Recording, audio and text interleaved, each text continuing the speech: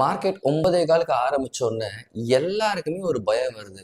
என்ன ரீசன் அப்படின்னு யாராவது கொஞ்சமாச்சும் திங்க் பண்ணி பார்த்தீங்களா? இதுல 2 பேர் ரொம்ப டீப்பா உட்காந்து யோசிங்க. சரி, யோசிக்கிறத விட்டுட்டு அட்லீஸ்ட் நான் சொல்றதையாவது கேளுங்க. இந்த 2 பேர் யார் தெரியுமா? ஒண்ணு இன்ட்ராடேல போய் பண்றவங்க. அதாவது காலையில பைசா போட்டா இன்னைக்கு சாயங்காலமே ப்ராஃபிட் வந்துடணும். அதை விட இன்னொரு வஸ்ட் யார் தெரியுமா? ஸ்கேல்பர்ஸ். அதாவது கொஞ்சமா மணி வச்சுட்டு ஒரு ஒரு 5 நிமிஷத்துக்குள்ள ஒரு 3 நிமிஷத்துக்குள்ள ஒரு பெரிய ப்ராஃபிட் பண்ணணும்னு நினைப்பாங்க. அது எவ்வளோ சின்ன அமௌண்ட்டை வச்சுட்டு. பட் ஏன் இந்த பயம் வருது?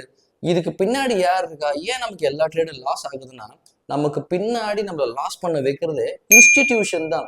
அதாவது எஃப்ஐஐ. இவரு தான் பெரிய மேனிப்புலேஷன் மார்க்கெட்ல.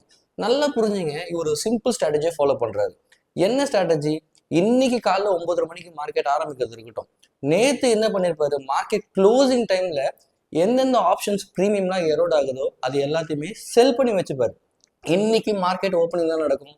அதோட ப்ராஃபிட் புக்கிங் நிறைய நடக்கும். ஸோ நம்ம இந்த ஓப்பன் இன்ட்ரெஸ்ட் பார்க்காம மார்க்கெட்டோட ஸ்ட்ரக்சர் என்னன்னு அனலைஸ் பண்ணாம நம்ம அந்த 9:15 9:20 ட்ரேட் பண்ண நினைப்போம். அந்த தப்பை இனிமே பண்ணாதீங்க. இன்ஸ்டிடியூஷன் கிட்ட போய் மோதாதீங்க. 9:30 வரைக்கும் வெயிட் பண்ணிட்டு பெஸ்ட் என்ட்ரி எடுக்கலாம். நல்லாவே ப்ராஃபிட் பண்ணலாம். தேங்க்யூ.